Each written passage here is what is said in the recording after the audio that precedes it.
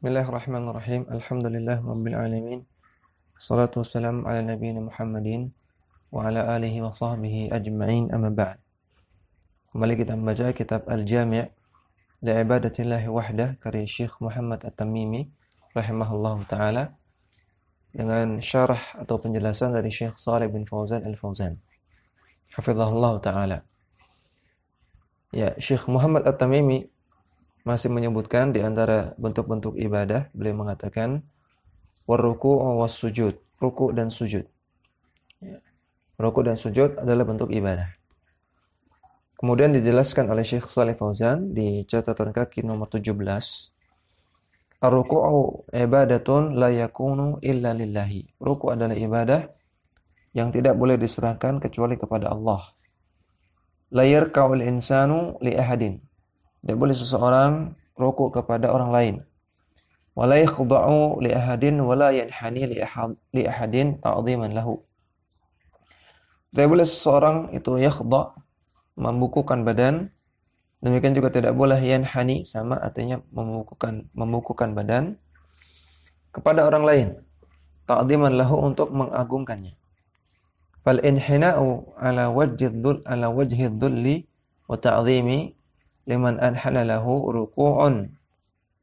Ya, maka membungkukkan badan dengan bentuk rukuk yang mengandung dhul, perendahan diri, wa ta'dhim, dan pengagungan, liman anhala lahu, kepada orang yang ingin dibungkukkan tersebut, merendahkan diri dan mengagungkan orang tersebut, maka ini adalah ruku'un, merupakan ruku' li ghairillahi azza wa jalla, kepada selain Allah azza wa jalla. Ya, membungkukkan badan kepada orang lain dengan penuh perendahan diri dan penuh pengagungan, ini adalah ruku kepada selain Allah. Wa la yasjudu illa lillah, dan juga enggak boleh sujud kepada selain Allah. Tidak boleh sujud kecuali hanya kepada Allah. La yasjudu lis-sanami, enggak boleh sujud kepada berhala. Wala lil qabri, dan juga tidak boleh sujud kepada kuburan. Wala lid-darihi, tidak boleh sujud kepada pemakaman. Wala li'azimin min udhama'i, dan tidak boleh juga sujud kepada orang yang diagungkan dari golongan orang-orang yang agung. Udhama, orang-orang yang agung.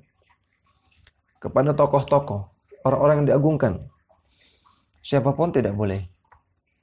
La yajuzu as-sujudu illa lillahi subhanahu wa ta'ala. Tidak boleh sujud kecuali hanya kepada Allah Subhanahu wa taala. Kana al-fursu war-rumu yu'azzimuna mulukahum fayasjuduna lahum. Dahulu orang-orang Persia dan orang-orang Romawi, mereka biasa mengagungkan muluk, raja-raja mereka, dengan cara bersujud kepada mereka. Walamma ra'ahum Mu'adz bin Jabal radhiyallahu anhu. Ketika Mu'adz bin Jabal melihat orang-orang Persia dan orang-orang Romawi tersebut, waqadama 'ala Nabi sallallahu alaihi wasallam, kemudian setelah itu Mu'adz bertemu Nabi, datang kepada Nabi sallallahu alaihi wasallam. Arada yasjuda lahu. Maka Mu'adz pun ingin sujud kepada Nabi. Karena beliau berpikir bahwasanya orang-orang Romawi mengagungkan orang yang paling mulia di antara mereka dengan cara sujud. Demikian juga orang Persia. Maka Mu'adz punya ide untuk mengagungkan Rasulullah, orang yang ia muliakan, bahkan orang yang paling mulia. Mu'adz ingin sujud kepada Nabi. Namun, famana'ahu alaihi salatu wassalam min dzalik. Maka Nabi pun melarang perbuatan Mu'adz tersebut. Wa qala, dan Nabi bersabda sallallahu alaihi wasallam, "Lau kuntu amiran law kuntu amiran ahadan ayasjuda li ahadin la amartul mar'ata an tasjuda li zawjiha."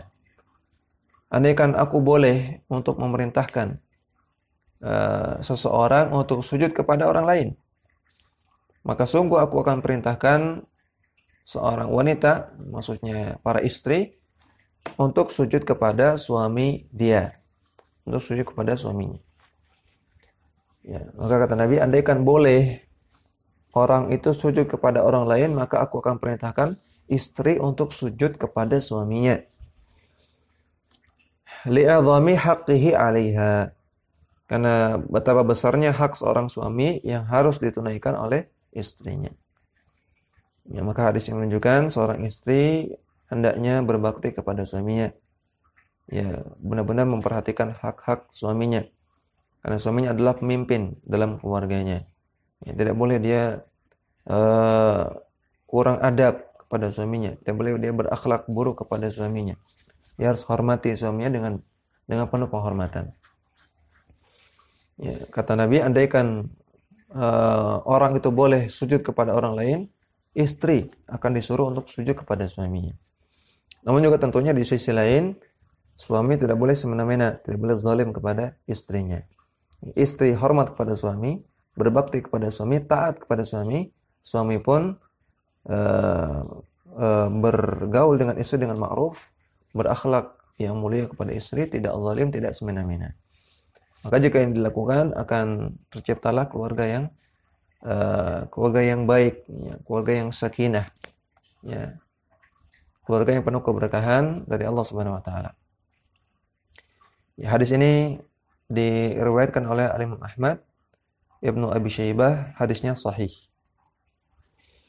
Ya, maka Nabi melarang Mu'adz untuk sujud kepada Nabi. Andaikan Nabi saja tidak boleh disujudi, apalagi orang-orang yang selain beliau, yang tentunya tidak lebih mulia dari beliau. Fasujudu la yakunu illa lillahi azza wa jalla. Maka sujud tidak boleh diserahkan kecuali kepada Allah azza wa jalla. Kemudian Syekh Muhammad At-Tamimi mengatakan, wal khusyu'u, dan ibadah yang selanjutnya adalah khusyuk. Syekh Shalih Al-Fauzan menjelaskan, al-khusyu'u min a'malil qulubi. Khusyuk adalah perbuatan hati. Wal khusyu'u huwa ar-riqqatul lati takunu fil qalbi. Khusyuk artinya riqqah, kelembutan yang ada di dalam hati. Ya, khusyuk itu melembutkan hati. Ya, dengan cara memfokuskannya sehingga hatinya lembut terhadap sesuatu yang difokuskan tersebut. Wa hadza la yakunu illa lillahi. Ya. Dan ini tidak boleh diserahkan kecuali kepada Allah. Ya. Ini ada sedikit kesalahan cetak, harusnya tidak ada alifnya. Harusnya wa hadza la yakunu illa lillahi. Dan ini tidak boleh diserahkan kepada selain kecuali kepada Allah Subhanahu wa ta'ala. Fala takhsha'u li makhluqin wa innama takhsha'u lil khaliqi ta'dhiman lahu subhanahu wa ta'ala. Maka janganlah Anda khusyuk kepada makhluk. Ya, seperti khusyuknya orang-orang yang meminta hajat di kuburan. Mereka sangat khusyuk sekali. Maka orang yang minta hajat di kuburan, dia melakukan beberapa penyimpangan. Yang pertama meminta hajat, berdoa kepada kuburan. Yang kedua khusyuk, ya, mengkhusyukkan hatinya untuk menghuni kubur tersebut. Wa inna ma takhsha'u lil khaliqi ta'dhiman lahu. Ya, sesungguhnya yang harus dilakukan adalah Anda khusyuk kepada Khaliq, kepada Allah. Ya, Al-Khaliq artinya pencipta, maksudnya Allah Subhanahu wa taala. Ta'dhiman lahu, untuk mengagungkan Allah Subhanahu wa taala.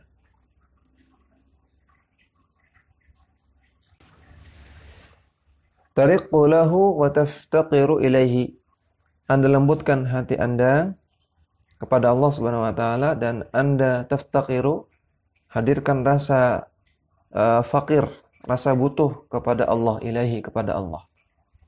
Ya, hadirkan rasa lembut hati, ya, lembutkan hati dan hadirkan perasaan butuh kepada Allah Subhanahu wa taala.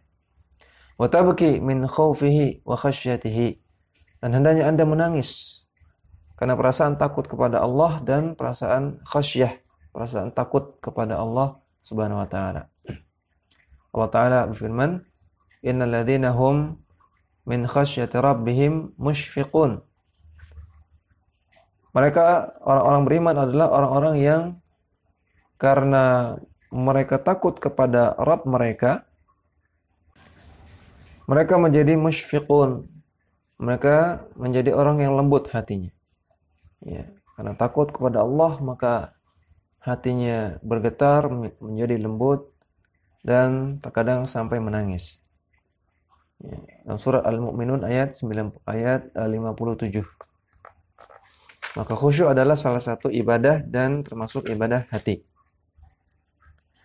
Kemudian Syekh Muhammad At-Tamimi mengatakan, wa tadhallulu wa ta'zimu alladhi huwa min khasa'isil ilahiyati. Demikian juga tadhallul, perendahan diri, wa ta'zim, dan pengagungan, yang ini merupakan di antara kekhususan ilahiyah, kekhususan Allah Subhanahu wa taala. Catatan kaki 19, Syekh Shalih Fauzan mengatakan at-tadhallulu wal khudu'u. Tadhallul artinya khudu', khudu' artinya merendahkan diri. Wa huwa kama sabaqa ruknun min arkanil ibadati. Sebagaimana telah kita jelaskan, khudu' atau tadhallul adalah ruknun, salah satu rukun dari rukun-rukun ibadah. Fal ibadatu taduru 'alal hubbi wad dhulli. Ibadah itu berporos pada cinta dan dhul, perendahan diri. Wal khaufi war raja'i, takut dan raja, harap. Fala yakunu adh-dhullu illa lillahi subhanahu wa ta'ala, la tadhullu li makhluqin mithlaka. Ya. Maka dhul tidak boleh diserahkan kecuali kepada Allah, dan hendaknya Anda tidak dhul, tidak merendahkan diri Anda kepada makhluk yang seperti Anda. Catatan kaki 20, huwa at-ta'zimu alladhi yakunu ma'ahu khudu'un lil mu'azzami.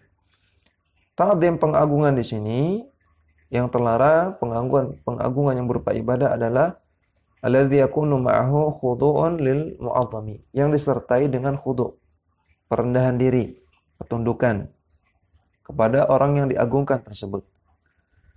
Wa sarfu syai'in min anwa'il ibadati li hadzal mu'azzami, dan juga disertai memalingkan salah satu jenis ibadah kepada orang yang diagungkan ini.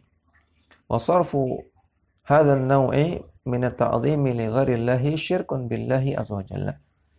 Dan memalingkan salah satu bentuk pengagungan seperti ini merupakan, atau sarfu hadzal naw'i min at-ta'zim, menyerahkan bentuk pengagungan yang seperti ini, ya, yang disertai dengan khudu' tadi, atau disertai ibadah, ya, kalau pengagungan yang demikian dan diserahkan kepada selain Allah, maka merupakan syirkun billahi azza wa jalla, merupakan kesyirikan kepada Allah azza wa jalla. Kemudian Syekh Muhammad At-Tamimi mengatakan wa dalilud du'ai, dan dalil doa. Ya, jadi sampai kalimat sebelumnya tadi beliau telah selesai menjelaskan jenis-jenis ibadah, ya. Nah, kalau kita perhatikan perkataannya Syekh Muhammad At-Tamimi itu belum menyebutkan dalil.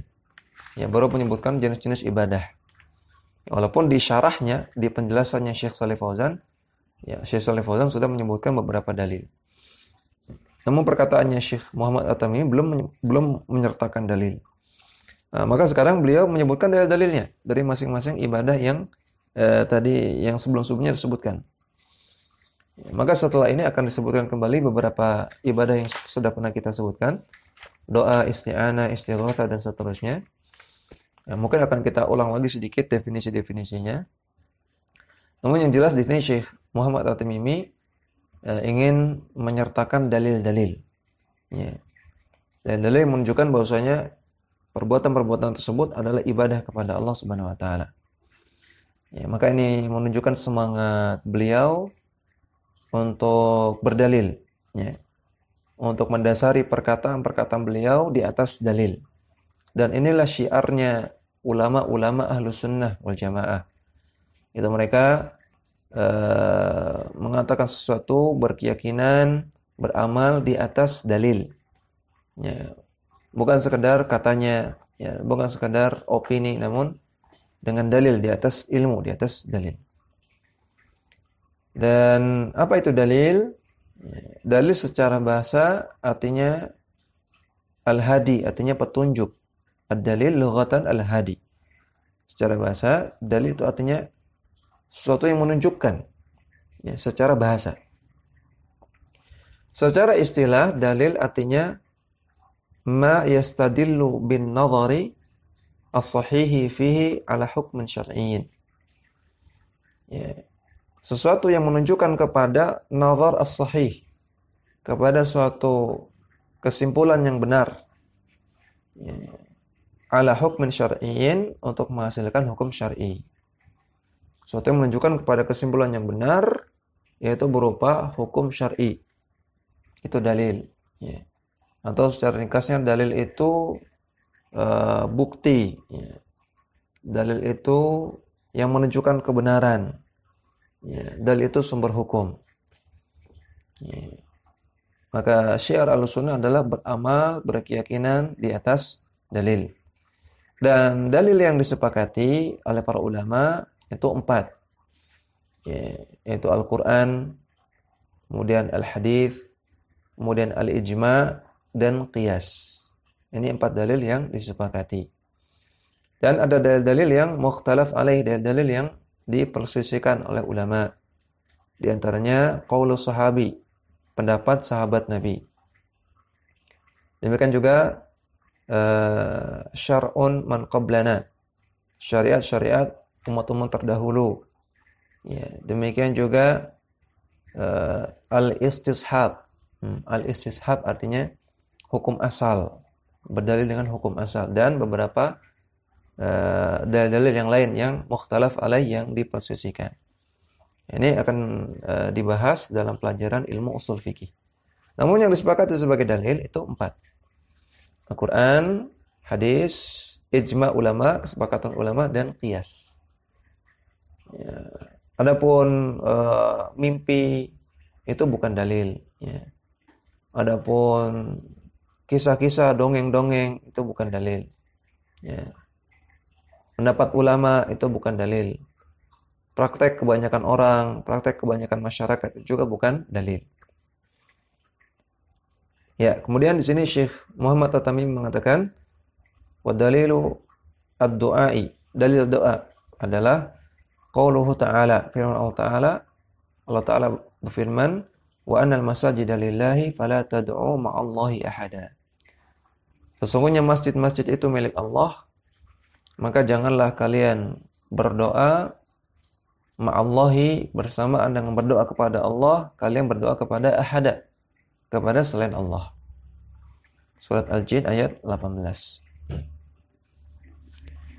Syekh Shalih Fauzan mengatakan di catatan kaki 21, lamma dzakara ahamma anwa'il ibadati arada ay yastadilla likulli naw'in min hadhihi al-anwa'i. Ketika beliau penulis sudah menyebutkan yang paling penting dari jenis-jenis ibadah yang paling penting, maka beliau ingin menyebutkan dalilnya untuk setiap jenis dari ibadah tersebut. Li'annal kalama biduni dalilin la yuqbalu. Karena sekedar berkata tanpa dalil, maksudnya dalam masalah agama, ngomong dalam masalah agama tanpa dalil, la yuqbalu, tidak bisa diterima. Li'asiyamal kalamu fi hadzal amril azimi al-muhimmi. Lebih-lebih lagi perkataan dalam permasalahan yang azim, yang penting, dan muhim, yang penting. Wa huwa al-kalamu fil ibadati, yaitu perkataan tentang ibadah, ya, pembahasan tentang ibadah. Li'anna al-ibadati tauqifiyatun, karena ibadah itu tauqifiyah. Apa arti tauqifiyah? La yuf'alu minha syai'un illa bidalilin. Tidak boleh dilakukan sedikit pun kecuali kalau ada dalilnya. Itu arti tauqifiyah. Tauqif dari kata-kata waqaf. Waqaf artinya berhenti. Maka ketika kita mendapatkan suatu ibadah baru, kita berhenti dulu. Jangan lakukan. Dapat syarat-syarat, ada amalan baru, ibadah baru, ritual baru, maka berhenti, jangan amalkan. Illa bidalil, kecuali kalau ada dalilnya. Kalau ada dalil yang sahih, baru kita amalkan. Ibadah apapun, ya, sifatnya tauqifiyah.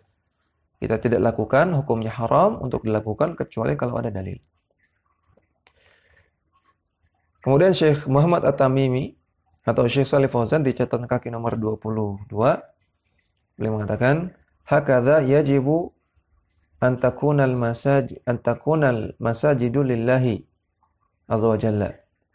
Demikianlah wajib masjid-masjid itu milik Allah azza wa jalla. La tubna lirriya'i was-sum'ati. Tidak boleh dibangun masjid-masjid tersebut untuk riya, untuk mendapatkan untuk dilihat oleh orang lain, atau sum'ati, untuk didengar oleh orang lain. Ya, artinya tidak boleh bikin masjid untuk dipuji oleh orang, namun harus ikhlas kepada Allah Subhanahu wa taala. Autubna 'alal adrihati wal qubur. Dan juga tidak boleh masjid dibangun di atas pemakaman dan kuburan. Ya. Kuburan kemudian ditaruh masjid di sana. Ya. Atau kuburan di tengahnya ada masjid. Ini tidak diperbolehkan. Inama tubna li'ibadatillahi wahdahu la syarika lahu. Masjid dibangun untuk beribadah kepada Allah, tidak boleh ada sekutu bagi Allah dalam ibadahnya. Fahiya buyutullahi. Maka masjid itu adalah rumah-rumah Allah. Allah katakan fala tad'u ma'allahi ahada. Janganlah kalian berdoa bersamaan dengan berdoa kepada Allah, kalian berdoa kepada ahada, kepada selain Allah. Hadza mahalus syahid. Hadza mahalus syahid, inilah inti pendalilannya. Mahalus syahid artinya inti pendalilan. Ya. Di sini kan Syekh ingin menyebutkan dalil tentang doa.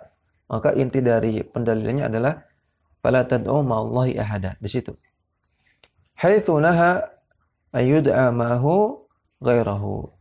Yaitu ketika Allah Ta'ala melarang kita berdoa bersamaan dengan berdoa kepada Allah, kita berdoa kepada selain Allah.